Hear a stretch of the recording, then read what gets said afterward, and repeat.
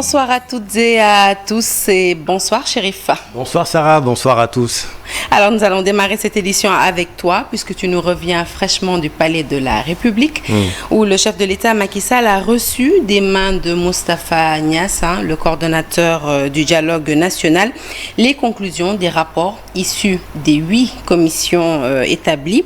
Alors qu'est-ce qu'on peut retenir de ces conclusions, de ces rapports et au-delà même de cette cérémonie officielle où le président de la République est apparu assez relax, on va dire, en s'exprimant et en s'adressant à l'assistance. Tout à fait. Merci beaucoup Sarah.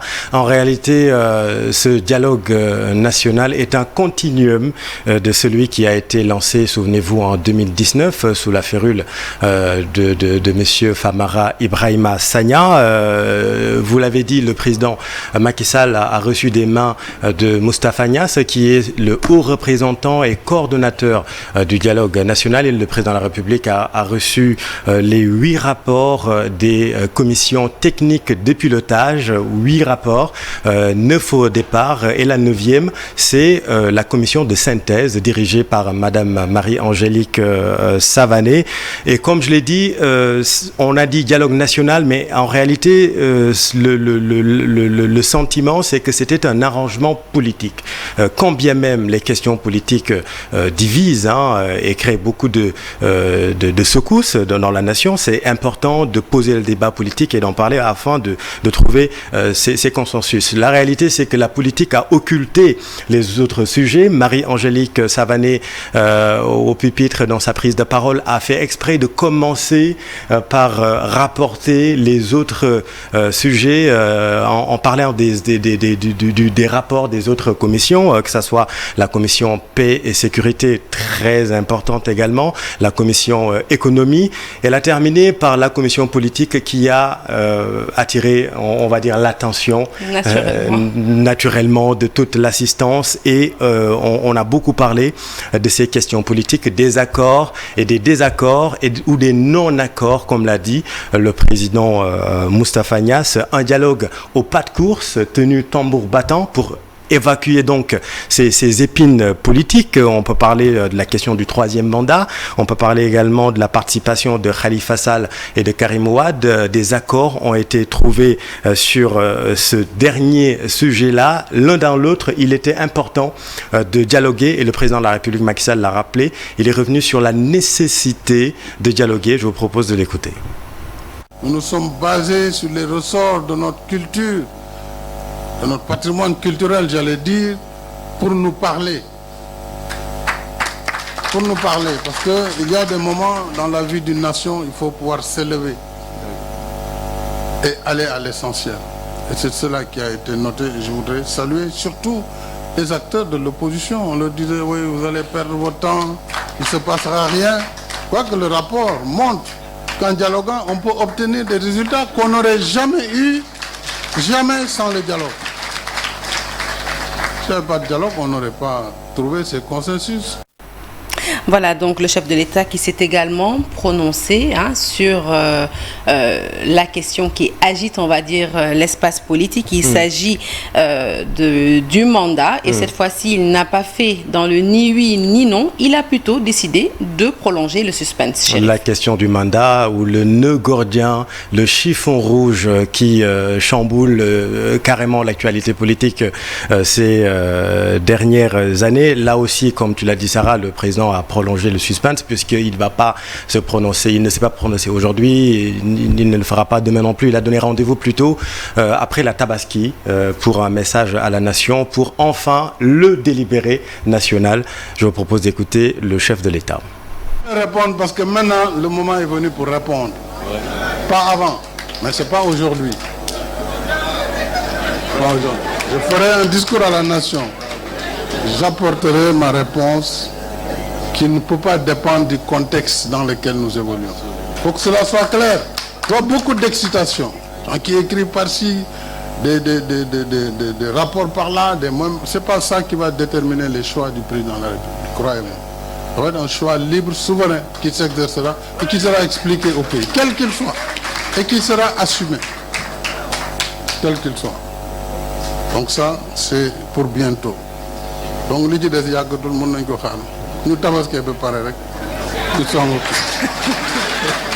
comme ça au moins que les gens aient le temps de bien manger leur viande de tabaski et puis voilà. Donc, rendez-vous est pris après la Tabaski pour répondre à cette question qui alimente toutes les polémiques. Cette épineuse question. La question du mandat, c'est dans les 12 accords. C'est l'accord numéro 5. Mais en réalité, c'est un accord qui n'en est pas vraiment un, dans la mesure où on n'a pas vraiment avancé. Les acteurs du dialogue politique, de la commission politique ne sont pas tombés d'accord. Les pôles ont annoncé que cette question, tout à fait, va être tranchée par le Conseil constitutionnel, l'aréopage Conseil constitutionnel qui va naturellement se prononcer sur cette question, ce qui veut dire que donc si le président Macky Sall dépose sa candidature, naturellement, c'est le Conseil constitutionnel qui va trancher, et ça on le savait déjà, donc c'était pas vraiment un accord. Donc on peut dire dans le dialogue politique, en tout cas la commission politique, il y a eu plutôt 11 accords et non pas 12 accords, puisque cette question, aujourd'hui, on n'a pas avancé, c'est le Conseil constitutionnel qui va trancher le nœud gordien. Qui va trancher le statu quo. Donc, alors, le président Macky Sall s'est également prononcé, Chérif, sur les émeutes survenues au début du mois. Des émeutes qui, je le rappelle, ont fait 16 morts, et Macky Sall annonce des sanctions à l'encontre des mises en cause. Et ces mots sont forts, Sarah. Le président de la République est longuement revenu sur ces événements qui ont marqué notre pays. Souvenez-vous, ces saccages, ces attaques d'édifices publics et même privés qui ont eu lieu les 1er, 2 et 3 juin dernier. Le président de la République est formel. Pour lui, ces actes sont des actes de nature terroriste qui ne resteront pas impunis. Voici le président de la République. On fait le choix de dialoguer bien avant les graves dérives des 1er, 2 et 3 juin dernier, événements inédits pendant lesquels beaucoup de sites sensibles ont été ciblés. Il y a eu des atteintes graves et des dommages sur les biens publics, sur les biens privés et sur les personnes d'innocents citoyens dont certains ont perdu malheureusement la vie. Nous inclinons encore devant leur mémoire. Il est établi que ces faits sont assimilables à des actes terroristes qui ne resteront pas impunis, qui n'ont pas épargné les temples du savoir, où des générations de Sénégalais et d'Africains ont été formés. Tout cela nous conforte dans notre option et notre démarche qui consiste à examiner ensemble les écueils, les contraintes du réel pour nous employer à les dépasser dans l'effort et la persévérance solidaire. Et pour terminer, Chérif, le chef de l'État a manifesté son engagement à matérialiser les conclusions issues de ce dialogue. Et là, c'est tout un processus qui va être mis en œuvre assez rapidement. Absolument. Le président de la République, on peut dire, a plus que jamais les cartes en main. Après, il faut dire que ça reste des propositions, tous ces rapports. L'un dans l'autre, il faut s'attendre à des procédures d'urgence dans les prochains jours au niveau de l'hémicycle à l'Assemblée nationale, puisque pour matérialiser justement ces accords, il va falloir légiférer, notamment je pense à la question du parrainage qui a été également touchée. C'est une loi constitutionnelle, donc forcément il va falloir toucher la Constitution. Le gouvernement a une semaine, ça le président l'a dit en wolof, le gouvernement a une semaine pour préparer tous ces textes, les envoyer au niveau du Parlement dirigé par Amadou Mame Diop pour pouvoir légiférer très rapidement en mode fast track, j'ai envie de dire, à l'image de ce dialogue que j'appelle politique, cet arrangement politique qui a été fait tambour battant. Je pense qu'on va garder cette même cadence pour matérialiser toutes ces propositions Il a insisté là-dessus, ça reste des propositions, rappelant si le besoin se faisait sentir, son pouvoir discrétionnaire à poser sa validation sur toutes ces propositions-là. Mais l'un dans l'autre, comme tu l'as dit Sarah, toutes ces questions vont être envoyées au niveau du Parlement pour préparer les textes et pour légiférer sur ces accords et après les non-accords, hein, comme a dit le président Moustapha Niasse. La question reste ouverte, par exemple, sur la fonction de chef de l'État. Ça concerne encore les questions politiques. La fonction de chef de l'État et chef de parti, le président de la République a assumé ces désaccords, parce que ça fait partie des désaccords. Il y en a eu 4 dans le rapport de la commission politique. Autre désaccord également assumé, c'est l'organe qui va organiser les élections. On parle d'une personne indépendante. Bon, il a posé la question sur c'est quoi une personne indépendante d'ailleurs, mais ce qu'il faut retenir, c'est que sur les désaccords, il a assumé ces désaccords et c'est un élément également qu'il faudra tenir en compte. Prochainement, procédure d'urgence très rapidement au niveau de l'Assemblée nationale, après que le gouvernement aura préparé tous ces textes-là. Alors en gros, on peut dire que la rencontre s'est passée dans une ambiance assez cordiale, on détendue. va dire assez détendue. Je le disais à l'entame de ce journal où le chef de l'État s'est exprimé des fois sur un ton très très relax, n'hésitant pas à railler même des fois certains de ses collaborateurs Absolument. ou certains opposants présents dans la salle. Absolument, notamment Khalifa Sall, mais surtout les non-alignés. Hein. Le président de la République a lancé plusieurs fois des boutades concernant les non-alignés. Il a dit, est-ce qu'ils ne sont pas des non-alignés alignés? Donc, allez savoir. Donc, juste pour vous dire qu'effectivement, l'ambiance était plutôt bon enfant, cordiale, mais on a parlé de sujets clairement sérieux. Il y avait, comme tu l'as dit, Khalifa Sall en tant que membre éminent, un des leaders de la coalition Yewwi Askan Wi, un des leaders de l'opposition, et puis il y avait les dignitaires, les chefs religieux, les chefs coutumiers. On a commencé aussi par des prières, cette cérémonie, c'est important aussi de le rappeler, et ce qu'il faut aussi magnifier, c'est après avoir formulé, j'allais dire, des prières par Imam Djinn, qui dirige les ulémas, on a aussi donné la parole aux représentants de l'Église catholique, et aussi les protestants. C'était vraiment des moments importants pour dire que la nation appartient finalement à tout le monde, et c'est ça qu'il faudra retenir, Sarah. Merci en tout cas, Chérif, pour ton compte rendu, et à très très vite. Et juste pour finir, rappeler également, parallèlement, parce que c'est important, il y a le dialogue du F24 qui est également en cours. Pour dire également que les questions politiques, peut-être qu'on n'est pas vraiment sorti de l'auberge. Il y a le dialogue national, le président a reçu les rapports, mais parallèlement, il y a une autre frange de l'opposition qui a également commencé son dialogue, le F24 et d'autres partis de l'opposition. Là également, on va peut-être des jours un peu plus sombres politiquement, on peut le dire comme ça. Merci beaucoup, Chérif Diop. L'actualité est également marquée par la fête de l'Eid el-Kébir. Nous sommes à moins d'une semaine de la fête. À Sédhiou, les moutons jugés trop chers, hors de prix. Il faut débourser 190 000 francs CFA au minimum pour satisfaire au rituel de la tabaski, un prix que les vendeurs justifient à travers le coût élevé du transport, mais aussi de l'aliment de bétail. Les détails, c'est avec Bakary Konté et Khalid Jamé. Dernier prix 190. Nous sommes au forail de Sédhiou, sur place environ 1000 têtes de moutons. Les prix varient entre 190 000 et 400 000 francs CFA. Il n'y a pas une grande affluence en moins d'une semaine de la fête de Tabaski. Il faut dire qu'on s'y attendait un peu, mais la hausse quand même dépasse nos attentes. Donc vous voyez par vous-même que c'est un peu vide. D'abord, l'offre est faible, mais la demande encore plus faible.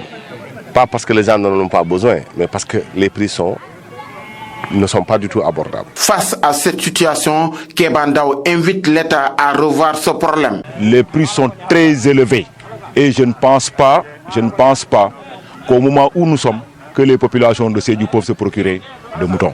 L'avance Tabaski, l'État ne donne que 100 000 francs pour certains fonctionnaires. L'État ne donne que 100 000 francs.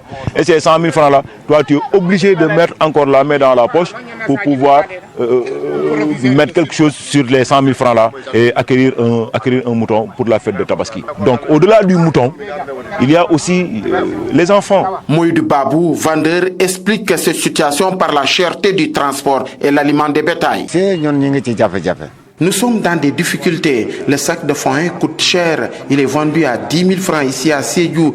Je suis arrivé ici le lundi. Mes moutons ont presque utilisé 14 sacs et 14 sacs d'aliments de bétail communément appelés ripas.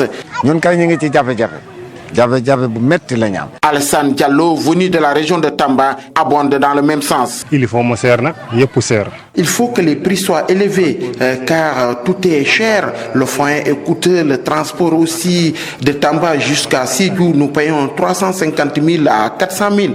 Le sac de foin est à 10 000. On utilise 10 sacs par jour et 3 sacs d'aliments. Par 10 sacs par jour.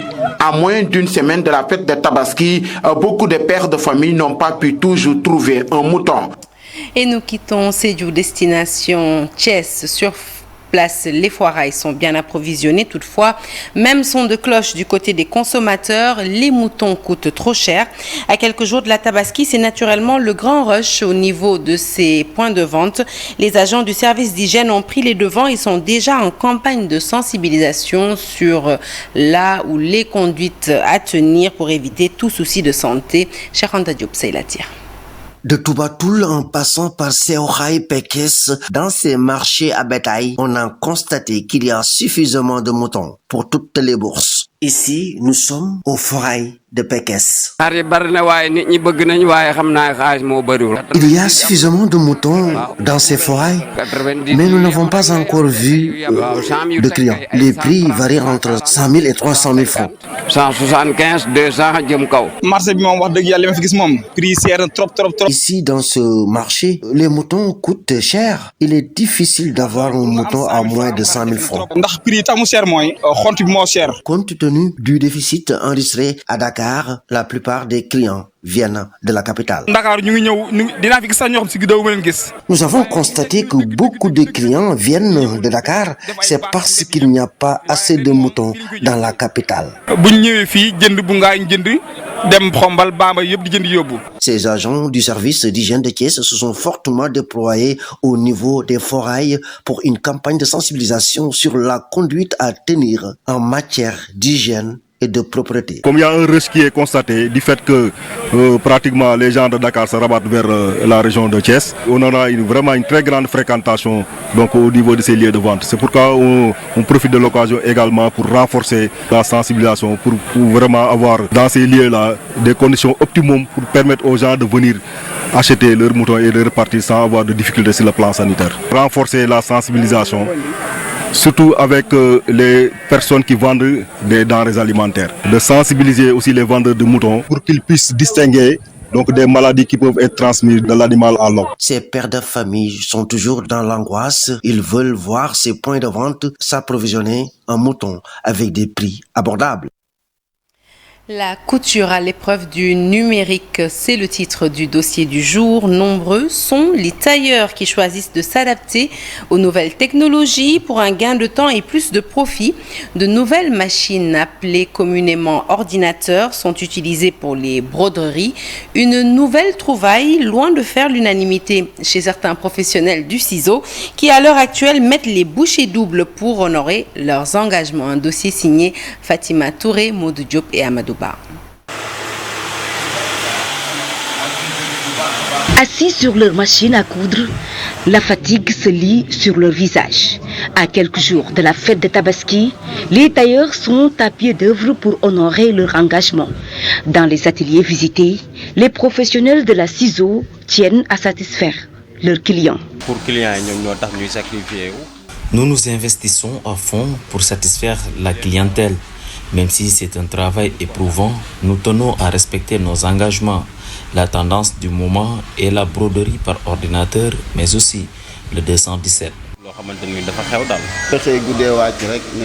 Nous ne cherchons pas la satisfaction de la clientèle. Nous sommes là pour elle.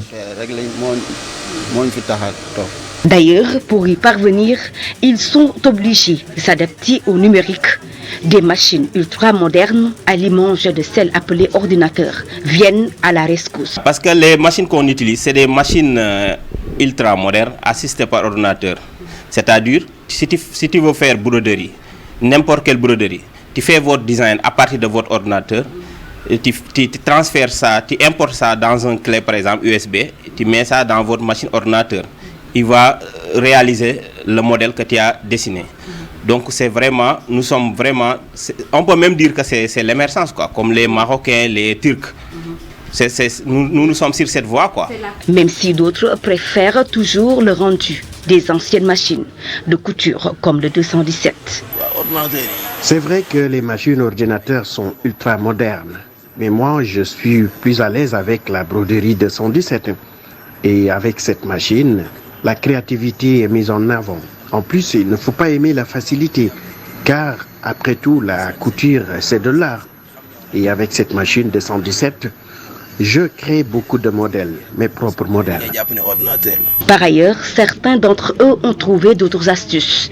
Faire du prêt-à-porter et revendre, une méthode qui marche bien.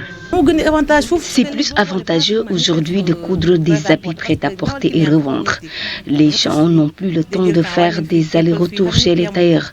Parfois, un client vient avec son tissu, mais une fois sur place, il achète un habit déjà cousu. En plus, cette méthode nous fait gagner de l'argent. Seul hic cette année, les clients se font rares, selon les tailleurs. Cette année, les clients ne sont pas nombreux. Peut-être c'est dû à la conjoncture, mais aussi aux récentes manifestations. Beaucoup ont annulé leurs commandes. L'association que je dirige, tout le monde m'appelle. Ils ont peur, ils ont des difficultés. Les clients ne viennent pas, il y a beaucoup de difficultés. Dans ce cas, nous, on ne peut que lancer un appel à l'État. Parce que c'est l'État qui doit nous sécuriser les personnes et de leurs biens et de nous permettre de bien travailler. À n'importe quel prix, c'est l'État qui doit le faire. À moins d'une semaine de la fête, les tailleurs rassurent. Toutes les dispositions sont prises pour livrer à temps les commandes. Fatima Touré, merci. Allez, parlons à présent de cette mesure salutaire pour la sauvegarde du patrimoine universitaire. Désormais, les productions issues des universités nationales, notamment les thèses et les mémoires, seront sécurisées. Après 8 mois de travaux, la plateforme nationale des thèses et mémoires du Sénégal a été validée en atelier. La rencontre a été présidée par le ministre de l'Enseignement supérieur, Abdou Diouf Diagne, compte rendu. De tests concluants, la plateforme nationale des thèses et mémoires du Sénégal est validée. Avec cet outil, les thèses et mémoires des chercheurs dans nos universités et écoles doctorales seront plus accessibles. La plateforme va fonctionner avec des administrateurs au niveau des bibliothèques universitaires et des écoles doctorales. Quand un étudiant prendra désormais un sujet, le sujet sera enregistré. Et la plateforme est capable de lui attribuer un numéro national de dépôt. Et son inscription déjà prend date à partir de cette période et on pourra suivre le taux d'achèvement des thèses.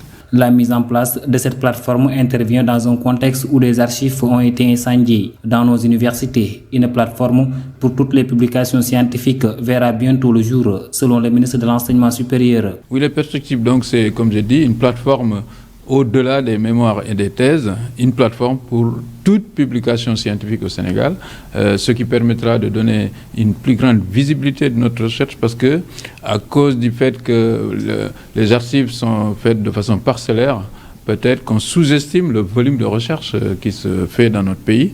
Et je pense que nous devons, en tout cas, mettre en valeur toute la recherche sénégalaise avec le nouveau plan stratégique de recherche. Je pense qu'une telle plateforme serait la bienvenue. Désormais, au Sénégal, toutes les productions universitaires seront accessibles via cette plateforme. Allez, focus sur le programme des 100 000 logements. Une discrimination positive sera bientôt faite à l'égard des femmes. L'annonce a été faite par la coordinatrice de la cellule genre du ministère de l'Urbanisme, du Logement et de l'Hygiène publique. Selon Aïssatou Koli, nombreuses sont les femmes qui sont dans le secteur informel et peinent à mobiliser les ressources demandées. Avec le Fonds pour l'habitat social, les pourcentages seront réduits. Nous l'écoutons, elle est toujours au micro d'Abdou Diouf Diagne. Nous, pour pouvoir mettre dans la mise en œuvre en fait, de nos projets, nous veillons vraiment à la prise en compte de, de la dimension genre à travers, par exemple, le projet 100 000 logements ou l'accès des femmes. Parce que nous savons que les femmes, ils ont des revenus irréguliers, mais on est en train de faire des efforts constants pour pouvoir les aider à disposer d'un logement décent et de qualité. Ça à travers le Fonds pour l'habitat social qui est en train de mener des efforts là-dessus en accompagnant les femmes et à la réduction même du pourcentage même des femmes par rapport aux hommes parce que tous ces efforts sont menés parce qu'on a constaté qu'au Sénégal, les femmes, comme je le disais tout à l'heure, ils ont des revenus irréguliers par rapport aux hommes. Et par rapport au travail non rémunéré, le ministère de la femme même, peut même témoigner. Nous constatons que les femmes subissent des travaux et ils ne sont pas rémunérés. Et pour pouvoir résorber ce gap et réduire les inégalités, nous sommes dans cette dynamique de vraiment rehausser le statut des femmes au niveau du secteur. L'actualité sportive avec le basketball. Après 2 semaines de préparation, aucune blessure n'est à signaler dans l'équipe nationale féminine de basketball du Sénégal. Une annonce du médecin des Lions, Dr Amadou Diagne, qui révèle qu'il y a quelques bobos bien gérés en collaboration avec le staff technique. Il s'exprime au micro de Cheikh Sadibou Diarra. Et qui ont souvent des béquilles, donc de petits claquages et donc et on décide avec l'équipe médicale. Après concertation, on décide souvent de les ménager pour des séances, pour leur permettre également de récupérer le plus rapidement possible. Et vu que la préparation n'est pas encore à bout, il reste beaucoup de temps et que les entraînements c'est souvent 2 fois dans la journée. Après discussion, on préfère ménager certaines, les permettre de faire d'autres types d'exercices pour éviter une aggravation. Allez, nous quittons les parquets pour le gazon vert. L'AS Douane et la Linguère victorieuse au début de la 23e journée de la Ligue 1. Kalidou Koulibaly et Nicolas Jackson proches de rejoindre incessamment Al-Hilal en Arabie Saoudite et Chelsea en Angleterre. Le Sénégal qualifié pour les quarts de finale d'Africa Men's 7, le rugby à 7. Le menu du round-up de l'actualité sportive est toujours signé Cheikh Sadibou Diarra. Nous démarrons avec le rugby à 7 et le Sénégal qualifié pour les quarts de finale du tournoi Africa Men's 7 qui se déroule ce week-end en île Maurice. Une information donnée par l'agence de presse sénégalaise qui révèle que les Lions ont terminé premiers de la poule C devant l'Égypte, le Cameroun et la Côte d'Ivoire. Ils ont obtenu 3 succès en autant de sorties pour composter leur ticket pour les quarts de finale. Un match face au Ghana ce dimanche à partir de 13h30. Le vainqueur entre Sénégalais et Ghanéens va rencontrer en demi-finale le vainqueur entre l'Algérie et l'Égypte. Les 3 premiers pays de cette compétition, qui sert de pré-qualification aux prochains Jeux Olympiques Paris 2024, vont en découdre avec 8 autres nations à la seconde phase des éliminatoires du 16 au 17 septembre prochain au Zimbabwe. Passons au football avec Kalidou Koulibaly de plus en plus proche d'Al-Hilal, le capitaine de l'équipe nationale du Sénégal, arrivé en Arabie Saoudite dans la nuit de vendredi à samedi, a passé avec succès sa visite médicale, aujourd'hui selon Tagat SN. D'après ce site, Koulibaly, 32 ans, va signer un contrat de 3 saisons avec le club saoudien d'Al-Hilal. Le défenseur aux 70 sélections avec le Sénégal n'aura connu qu'une saison sous le maillot de Chelsea où son contrat courait jusqu'en 2026. Ce club anglais qui est sur le point d'accueillir un autre Sénégalais, en l'occurrence Nicolas Jackson. L'attaquant international de 22 ans, qui évoluait la saison dernière sous les couleurs de Villarreal en Espagne, serait même déjà à Londres en Angleterre, selon Sky Sports. Nicolas Jackson doit passer sa visite médicale ce dimanche avant de s'engager avec Chelsea qui va l'acheter au prix de 22 milliards 750 millions de francs CFA. En attendant, la 23e journée de la Ligue 1 sénégalaise a débuté avec 2 résultats enregistrés ce samedi. L'AS Douanes qui bat à domicile Dakar Sacré-Cœur 1-0 et la Linguère de Saint-Louis qui est allée battre la Sonacos de Diourbel 2-1. La journée se poursuit ce dimanche avec 5 rencontres au programme à partir de 17h, dont le classique Jaraaf Casa Sport et le leader Génération Foot qui reçoit l'US Gorée. Fin de ce journal, merci de l'avoir suivi. Bon appétit si vous êtes à table. L'actualité se poursuit sur toutes nos plateformes digitales. Excellente suite des programmes en notre compagnie et bon dimanche.